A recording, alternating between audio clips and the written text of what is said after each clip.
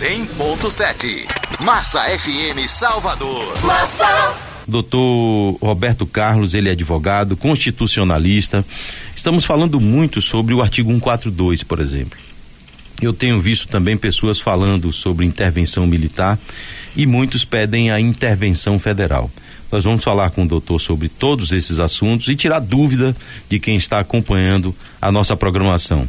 Doutor, muito bom dia, seja bem-vindo aqui à Massa FM, falando para mais de 100 municípios. Como é que vai? Tudo bem, doutor? Tudo bem. Bem, doutor, vamos começar falando sobre o artigo 142. Eu queria que o senhor explicasse para as pessoas o que significa o artigo 142 e em que momento pode, de fato, ser utilizado o artigo. Então, primeiro eu gostaria de agradecer a todos os ouvintes da Massa FM e, assim, a importância, né, dessa brilhante rádio estar cobrindo essa matéria nesse momento, significa a preocupação que ela tem em passar a verdade para os nossos ouvintes, né? E de forma exclusiva passar isso para que as pessoas venham realmente entender o que está acontecendo em nosso país. Eu sou Roberto Carlos, sou advogado constitucionalista.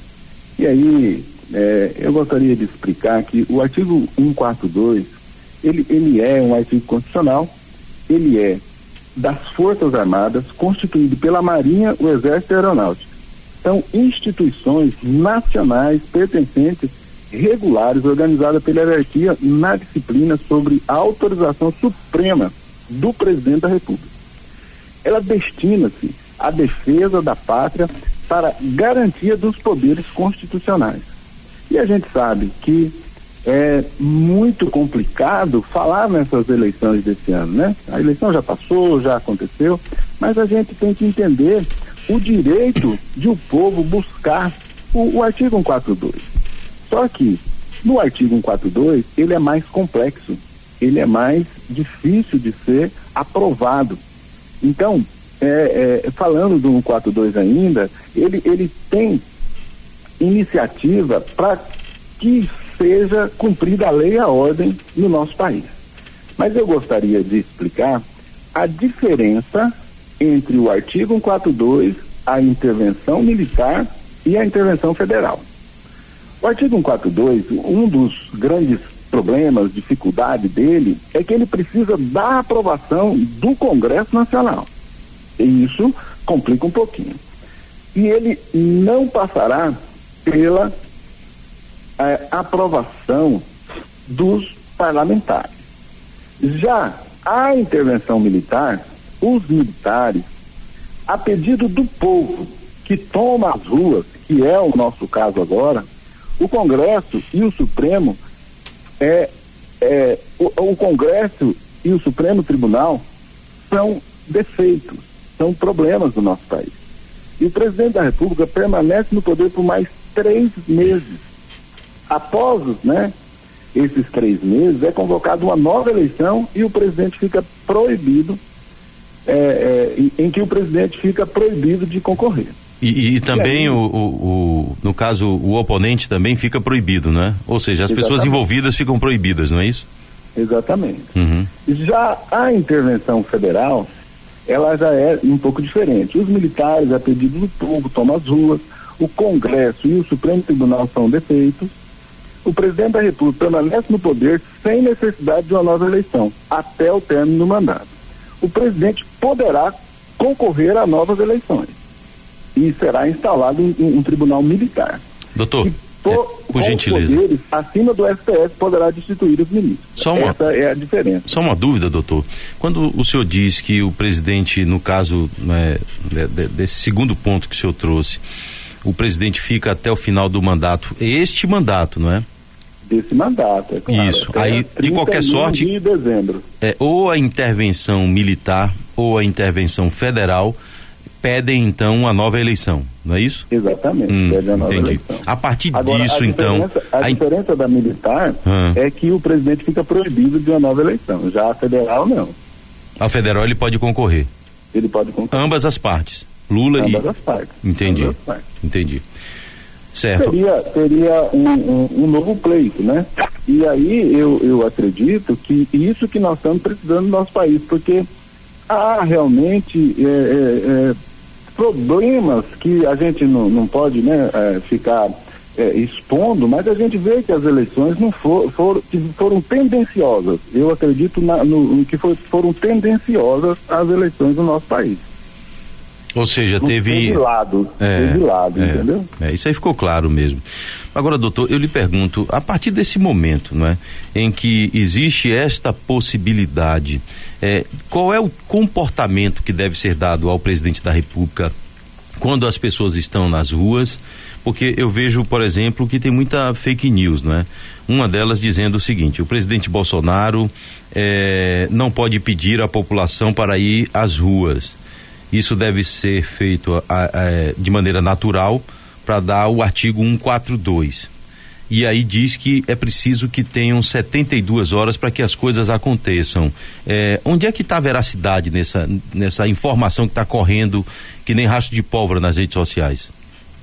Então, assim, primeiro, o presidente, ele não pode realmente ficar incitando. Isso foge da Constituição.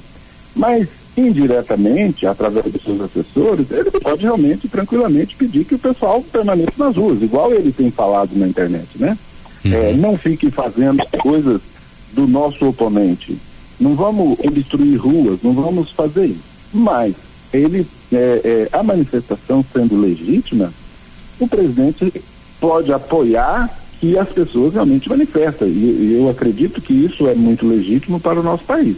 E o país precisa realmente que o povo se manifeste, vai para as ruas e fale o que realmente a gente precisa nesse país, porque não podemos deixar que o que aconteça igual aconteceu na Venezuela, igual está acontecendo na nossa vizinha Argentina, igual está acontecendo, né, no Peru, esses países vizinhos nossos. Nós temos que buscar antes do fato acontecer, entendeu? Antes do fato acontecer, a gente tem que buscar que tenha a lei e a ordem. Agora, doutor, para as pessoas que estão nos ouvindo entenderem, de fato, pode acontecer tudo isso que nós estamos conversando, tanto o artigo 142, como também a questão da intervenção federal? Pode ser que isso ocorra, ou seja, as eleições ainda não acabaram?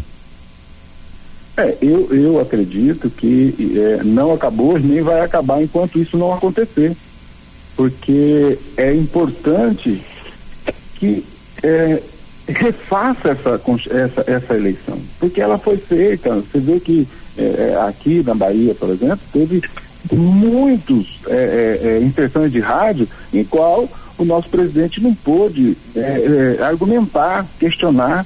Ele perdeu a inserção e ainda teve muito lado.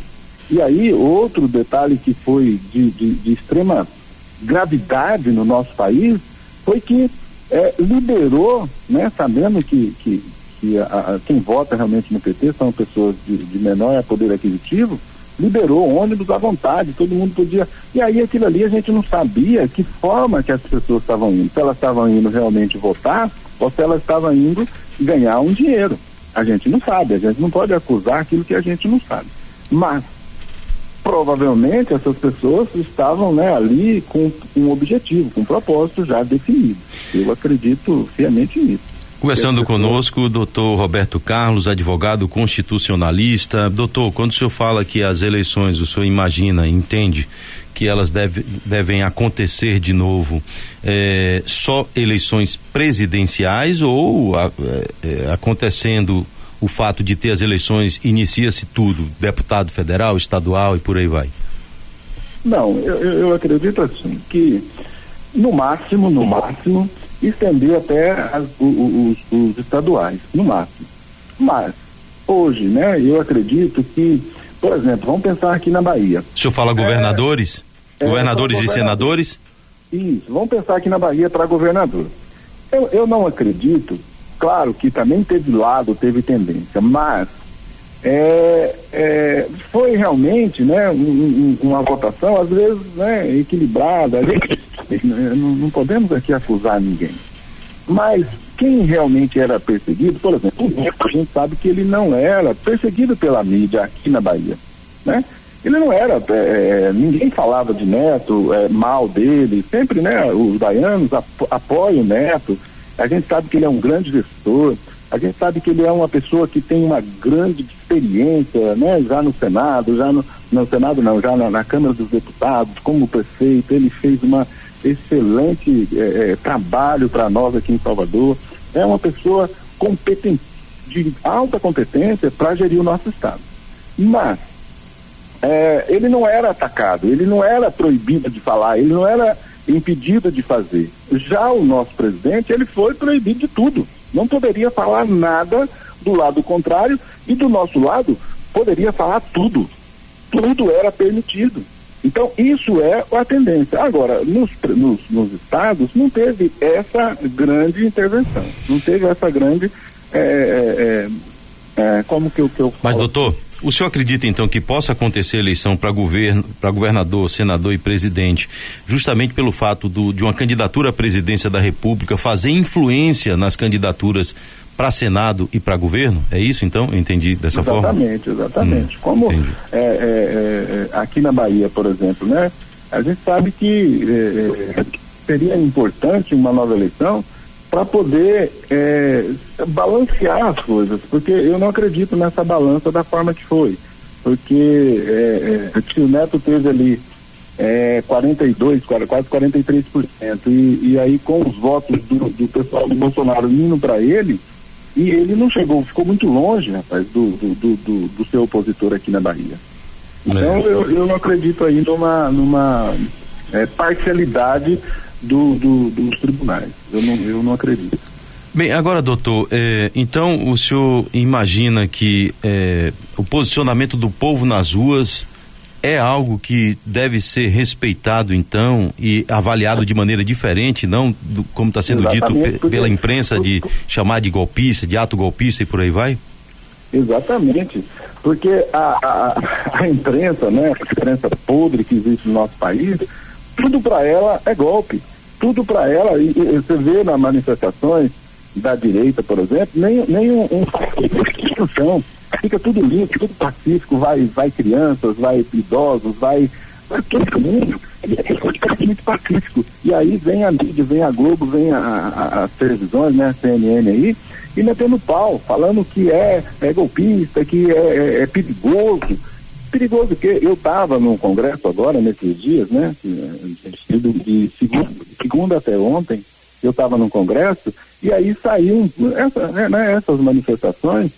Uma colega da turma foi avisada que não era nem para dormir no hotel, porque ia ter uma invasão de bolsonaristas. Eu falei, meu Deus, que loucura! Os bolsonaristas são pacíficos, são pessoas cordeiras, são pessoas que querem o bem do nosso país. Revolucionários, não querem a destruição, só querem o bem do nosso país. E isso que eu entendo, que a mídia podre, ela quer realmente informar a população que os bolsonaristas são agressivos, que não tem nada de agressividade.